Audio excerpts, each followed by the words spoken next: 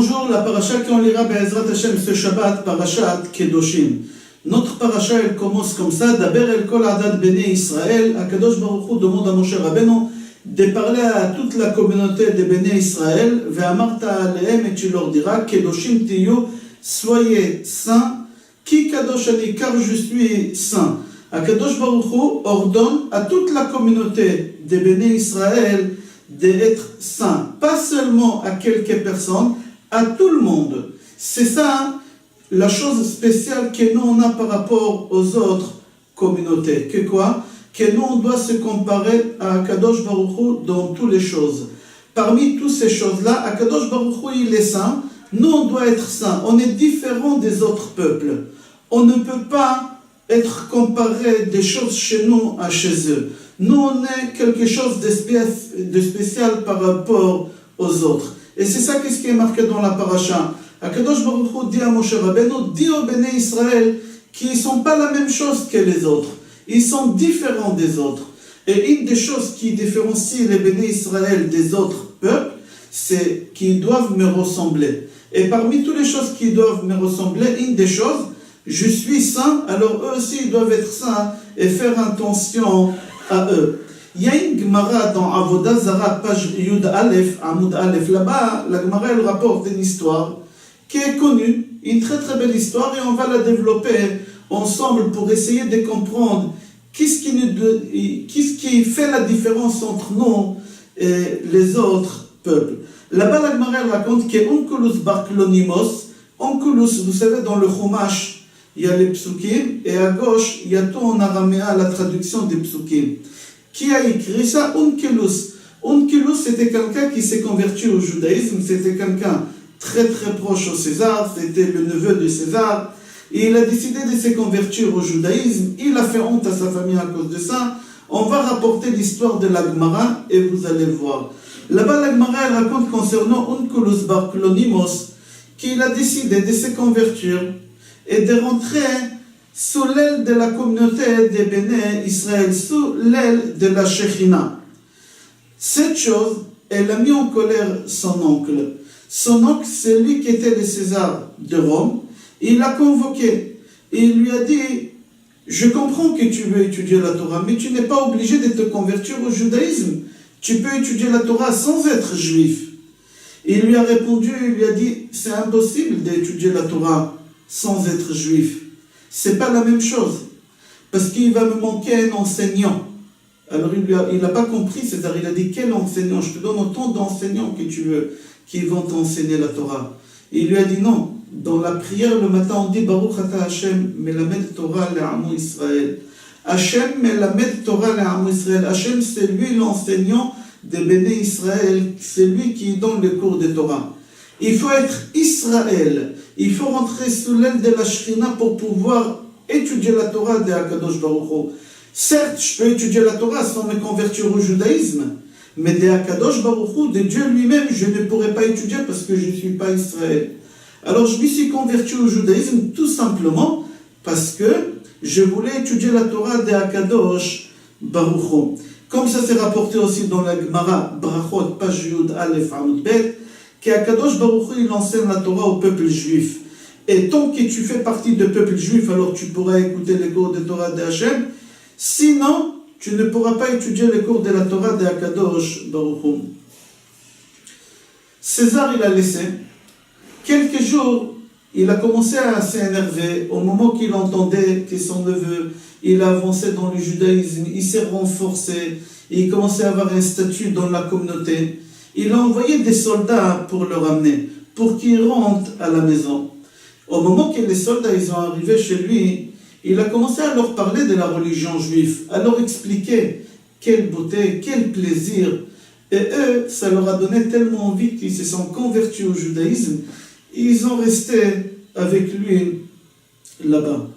Là-bas, la Gemara pose la question, comment il a réussi à convaincre ces soldats? Comment il a réussi à les convaincre? Avec quelques paroles, il a réussi à les convaincre. Là-bas, la Gemara, elle répond, Amar Ravuna, Kol Adam sheyesh bo yirat shamayim dvarav nishma'in. Tout celui qui a la crainte de Hachem en lui, tout ce qu'il dit, ses paroles, ils sont acceptées par les autres. Et lui, Onkelos, il avait la Hirat Shamayim, il avait la crainte de Hachem tellement forte que tout ce qu'il disait, même les non-juifs, ils étaient convaincus de ses paroles. Et c'est pour ça ils l'ont écouté, parce qu'il avait une Hirat Shamayim très très forte. Pourquoi il avait une Hirat Shamayim très très forte? Tout simplement parce que Onkelos était l'élève de Rabbi Yoshua et Rabbi Eliezer. Vous savez, on raconte une histoire sur Rabbi Raphaël Baruch Toledano, Zecher Tzadik Vekadosh Livracha. C'est lui qui a écrit le Shulchan Aruch Sfarad, pas le Kitzur Shulchan Aruch Sfarad, pas le Shulchan Aruch. Il ne faut pas confondre avec Rabbi Yosef Karo. C'était le grand rabbin de la communauté juive de la ville de Meknes. Après, il a fait la Aliyah, il a habité à Bnei Brak. Les rabbanim, ils ont fait énormément de kavod. Les plus grands rabbanim, ils ont fait des kavod en Israël, que ce soit depuis le Steipeler, le papa de Rav Kanevski, Zichrono Livracha, Amavdil. Et beaucoup de rabbanim, ils ont fait énormément de kavod. Je lis dans un livre que le Steipeler, Zichrono Livracha, souvent il lui demandait des brachot. Parce qu'il disait, tu as une Hirat Shamayim tellement forte que tu dégages de toi quelque chose tellement fort que j'aimerais que tu me fasses une bracha. Alors on raconte sur lui, sur Rabbi Raphaël Baruch Toledano, Zichrono Livracha, qu'il était très très malade, c'était en hiver. Il était à Meknas, il était très très malade, il était enrhumé. Quand je dis malade, pas une maladie grave, il était enrhumé, très très enrhumé, avec de la fièvre. Et la communauté de Casablanca, ils lui ont envoyé un courrier, les rabbins, ils lui ont dit que dans leur ville, ils ont monté une école laïque juif, certes, alliance, mais laïque. Et ils auraient voulu qu'il vienne Rav Toledano faire un discours là-bas pour réussir à convaincre le président et toute l'assemblée de la communauté là-bas juive de ne pas pousser les enfants juifs d'aller dans cette école. De ne pas les pousser. Il faut plutôt les pousser d'aller dans les écoles juives orthodoxes religieuses qu'ils avaient là-bas, mais pas dans cette école. Et au moment qu'ils ont fait cette réunion, mais d'abord avant d'arriver à cette réunion, il était très malade, il avait de la fièvre, je ne sais pas si c'était 41, je ne me rappelle pas. La famille, ils ont essayé de le convaincre de ne pas prendre le train. Mais il leur a dit, il n'y a pas le choix, c'est une question de vie ou de mort. Il a pris le train, il n'avait pas de place dans le train, il était obligé de se mettre debout entre deux wagons, où tout le vent froid y rentre, et lui déjà était malade, debout de Meknas jusqu'à Casablanca à son âge. Et au moment qu'il est arrivé à Casablanca, il a réuni le président et toute la communauté. Il a essayé de les convaincre de ne pas laisser les enfants juifs d'aller dans cette école. Et ils n'ont pas écouté, ils n'ont pas accepté. Il n'a pas réussi à les convaincre. Et tout de suite, il a commencé à pleurer, il a fait couler des grandes larmes. Et le président, c'était un homme d'affaires, plus du cœur, il n'avait pas de sentiments. Il a dit à Rav Toledano, je ne comprends pas, on est en train de parler ici des choses importantes, certes, mais pas au point de pleurer, c'est pas avec tes larmes que tu vas nous acheter. On a pris la décision, c'est comme ça, on ne ferme pas cette école. Rav Toledano, il l'a regardé, il leur a dit, je ne pleure pas pour vous. Je ne pleure pas parce que j'essaie de vous convaincre, je pleure pour moi-même. Ils lui ont dit, on ne comprend pas. Il leur a dit, c'est marqué dans la Gemara, qu'on a rapporté tout à l'heure, c'est lui qui a la crainte de Hachem en lui. Tout ce qu'il dit, ses paroles, ils sont acceptées. De son cœur au cœur des autres, ça pénètre. Et là, j'ai essayé de vous convaincre pendant 1 heure et je n'ai pas réussi. C'est-à-dire que je n'ai pas d'Hirat Shamayim. Et je pleure pour moi-même, je ne pleure pas pour vous, je pleure pour moi. Voilà ce qu'il a senti Rabbi Raphaël Baruch Toledano Zichrono Livracha. On continue. Après que le roi il a vu que les soldats ne retournent pas, il a compris ce qui s'est passé. Il a envoyé encore un groupe de soldats et il leur a dit, cette fois-ci, je vous mets en garde, vous ne rentrez pas en discussion des religions avec mon neveu. Vous ne parlez pas du tout des religions, vous l'attrapez et vous me le ramenez. Ces soldats arrivent chez Onkelos, il a essayé de leur parler, mais il n'a pas réussi. Ils lui ont dit qu'ils n'ont pas le droit de parler avec lui et de rentrer avec lui en discussion des religions. Il leur a dit, il n'y a pas de problème. Si des religions, vous n'avez pas le droit de me parler des choses des religions, venez, on va parler des choses normales, de tous les jours. Ils étaient d'accord. Il leur a dit, dites-moi, j'ai une question à vous demander. Si il y a un simple soldat il marche avec son chef. Qui tient la torche pour éclairer la route? Le chef ou le simple soldat? Ils ont dit c'est normal, c'est le simple soldat qui marche en avant pour éclairer la route. Et le chef, il marche derrière lui. Il leur a dit, chez nous, c'est pas comme ça. Chez les Béné Israël, c'est à l'envers. C'est le roi, c'est le chef qui marche en avant, qui nous éclaire la route, et nous, on le suit, il nous éclaire la route. Et il leur a cité le pasuk qui est dans Sefer Shemot Perek Yud Gimel, pasuk Chaf Aleph, Va'adonai olech lifnehem yomam, be'amud anan lanchotam haderech, ve'layla be'amud esh la'ir lahem lalechet yomam va'layla. Au moment qu'on est sorti d'Égypte, et on a marché pendant 40 ans dans le désert, jour et nuit on a marché là-bas, et là-bas c'est marqué qu'Akadosh Baruch Hu, c'est lui qui a marché devant nous, que ce soit jour, que ce soit nuit. Akadosh Baruch Hu, il a marché devant nous avec la colonne de nuée pour nous éclairer la route. C'est-à-dire Akadosh Baruch Hu, c'est lui le roi, et c'est lui qui, nous, on est des simples soldats, et il nous a éclairé la route. C'est pas comme vous. Eux, quand ils ont entendu cette chose, ils ont dit, mais c'est intéressant. Ça nous intéresse de vivre comme ça. Et tout de suite, ils se sont convertis au judaïsme. Il faut savoir que la Torah, c'est elle qui nous éclaircit notre route. C'est marqué Kiner mitzvah ve Torah or. Kiner mitzvah ve Torah or. La mitzvah, c'est la flamme d'une bougie. Torah, c'est la lumière en elle-même. Avec la Torah, ça va nous éclaircir notre route de tous les jours, comment on doit marcher, comment on doit fonctionner tous les jours. Rav Uri Zohar Zichrono Livracha, Shlita, c'est un des plus grands acteurs qu'on avait à l'époque. Il a fait Tchouva Baruch Hashem, et aujourd'hui c'est un des plus grands Marziré Tchouva ici en Israël. Il a raconté comment il a fait Tchouva. Il a dit un jour, je rentre chez moi à la maison, à la cuisine, et mes enfants ils étaient en train de faire le devoir. Et au moment que je rentre, je me suis rendu compte comme ça, de côté de l'œil, j'ai vu que mon fils il s'est levé. Je croyais qu'il y a quelque chose qui le gênait. Quand j'ai fini de faire ce que j'avais à faire à la cuisine, je suis sorti, je me suis rendu compte qu'il s'est levé encore. Je lui ai dit, qu'est-ce que tu as? Tu as un problème? Et il me dit, non papa. Alors j'ai dit, pourquoi tu te lèves? Tu t'assois pas, tu te lèves, qu'est-ce qu'il y a? Et il dit, papa, comme ça, ils nous ont enseigné à l'école. Ils ont dit, par honneur pour les parents, chaque fois quand papa ou maman ils rentrent dans la pièce, il faut se mettre debout. Rav Uri Zohar Shlita, il est sorti de la pièce, et il a dit, j'ai commencé à pleurer. Il a dit, c'est la première fois que j'ai compris que j'ai des enfants. C'est la première fois que j'ai senti que je suis chef de famille. C'est la première fois que j'ai senti que je suis papa. Tout le temps, je savais que je suis papa parce que dans le livret de famille, les noms de mes enfants, ils figuraient là-bas. Mais là, j'ai senti c'est quoi. Et là, ça m'a poussé à aller chercher c'est quoi la Torah, et c'est comme ça que j'ai fait Tchouva. C'est-à-dire la mitzvah, c'est la bougie. La Torah, c'est la lumière. Et c'est elle qu'elle nous fait éclairer la route, comment on doit avancer dans notre vie. C'est pour ça, c'est marqué dans notre paracha, Kedoshim tiyu, soyez saints, car je suis saint. Le Tosfot, dans Gemara Yevamot, page Hei Amud Bet, pose la question. Est-ce qu'Akadosh Baruch Hu, est-ce que c'est possible qu'Akadosh Baruch Hu nous demande qu'on va être comme lui, qu'on va se comparer à lui? Est-ce qu'on peut être saint comme lui? Talmud Lomar, ki kadosh ani, kdushati lemala mi kdushatchem. Akadosh Baruch Hu, c'est évident qu'on ne peut pas arriver au niveau de sa sainteté. Kdushati lemala mi kdushatchem, ma sainteté est plus élevée que votre sainteté.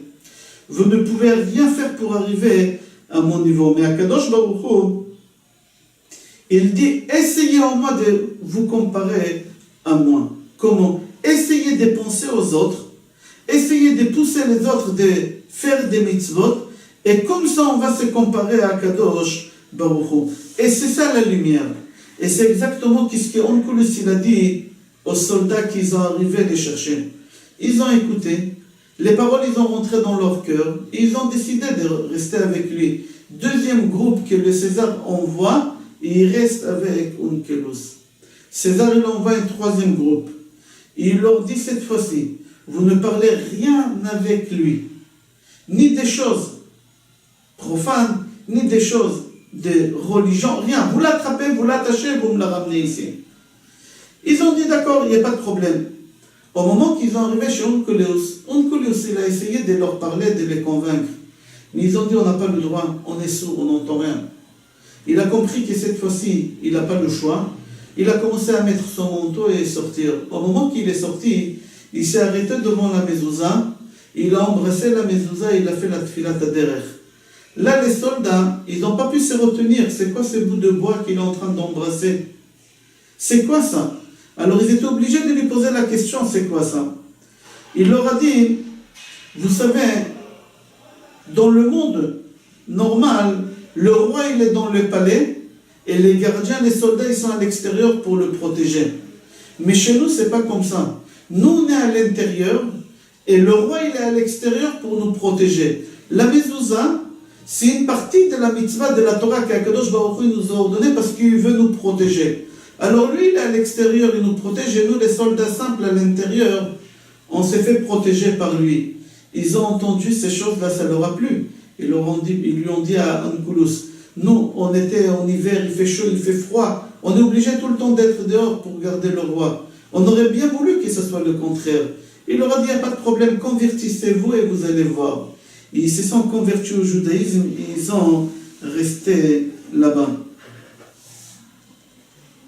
Il faut comprendre qu'est-ce qu'Onkelos, il voulait leur enseigner dans toutes ces choses-là. 3 groupes, ils sont venus. À chaque groupe, il a dit quelque chose de différent. Il voulait leur donner un enseignement. C'est quoi l'enseignement qu'Onkelos, il voulait leur dire? On dit parce que première chose qu'il voulait leur dire, tout d'abord, essayez de réfléchir. Qui vous donne l'ordre de la journée? Vous vous levez le matin et vous avez un ordre précis à respecter et suivre à la lettre et ne pas faire ni plus ni moins, sinon on va vous enlever la tête. Qui il vous a donné ça? C'est votre roi. Ils lui ont dit, oui, bien sûr que c'est notre roi. Et c'est lui qui décide comment votre journée elle va se dérouler. Ils lui ont dit oui. Il leur a dit, ça vous plaît ou ça vous plaît pas? Vous êtes obligé de faire ce qu'il vous a dit. Oui. Il leur a dit, si un jour le roi il se lève sur le pied gauche avec une mauvaise humeur, malheur à celui qui se trouve autour de lui, à côté de lui à ce moment-là. Ils lui ont dit, oui, c'est vrai. Il leur a dit, ben chez nous, c'est pas comme ça. Venez voir la différence entre vous et nous. Chez nous, le peuple juif, c'est nous qui on décide comment la journée elle va se dérouler, en bien et en mal. C'est marqué dans Sefer Devarim, Perek Yud Aleph, Pasuk Yud Gimel, Ve'ayim shamoa tishma el mitzvotai. Si vous allez écouter mes commandements, Asher anochi metzavé etchem, que je vous ordonne, Ayom, aujourd'hui, les Ahava et Hashem Elohechem, aimez votre Dieu, ou l'ovdo bechol levavchem, et le servir avec tout votre cœur, ou bechol nafshechem, et avec toute votre âme. Alors là, qu'est-ce qui va vous arriver si vous allez vous conduire comme ça? Venatati metararcechem beito yoreo malkosh, ve'asafta deganecha v'tiroshcha v'itzarecha, etc. Je vous assure la parnassa à 100% sans problème si vous allez vous conduire comme ça. Mais, faites attention si vous allez suivre votre cœur et votre désir, et vous allez dévier du droit chemin, vous allez chercher dans des autres endroits, alors là, qu'est-ce qui va se passer? Akadosh Baruch Hu, il se mettra en colère contre vous, il n'aura plus la pluie, il n'aura plus l'abondance, il n'aura plus la bénédiction. Hashem yatzilenu. Il leur a dit, d'ici on apprend de ce passouk que c'est nous qui on décide comment la journée doit se dérouler. Est-ce que je vais faire des bonnes affaires aujourd'hui ou est-ce que je vais faire des mauvaises affaires? Ça dépend comment je me conduis. Si je me conduis mal, comme on a dit tout à l'heure, alors tout ira bien. Si je me conduis pas bien, alors chas v'shalom, ça tournera mal pour moi. C'est-à-dire que nous, c'est nous qui on décide comment la journée elle doit se dérouler. C'est nous qui on décide est-ce que le Mashiach il vient ou le Mashiach chas v'shalom ne vient pas. Akadosh Baruch Hu, notre roi il s'est conduit avec nous par rapport à ce que nous on s'est conduit et ce qu'on veut. Comme c'est marqué dans Tehillim, chapitre 121, Kufraf Aleph, Adonai Tzilcha al yad yeminecha. Akadosh Baruch Hu il s'est conduit avec nous comme l'ombre de ma main. L'ombre de ma main, il suit ma main. Nous, on croit que l'ombre, c'est lui qui suit la main. Mais pas du tout. Mais comme l'ombre de la main, il suit la main, Comme ça, Kadosh Baruch Hu, il nous suit par rapport à notre conduite à nous. Si on se conduit bien, Kadosh Baruch Hu va nous suivre en nous donnant de bonnes choses. Si Chas v'Shalom le contraire, alors le contraire. C'est ça l'enseignement qu'Onkelos, il a voulu leur donner. Et c'est comme ça qu'il a réussi à les convaincre. Onkelos, en réalité, il a voulu nous donner 3 enseignements. Pour chaque groupe, un enseignement.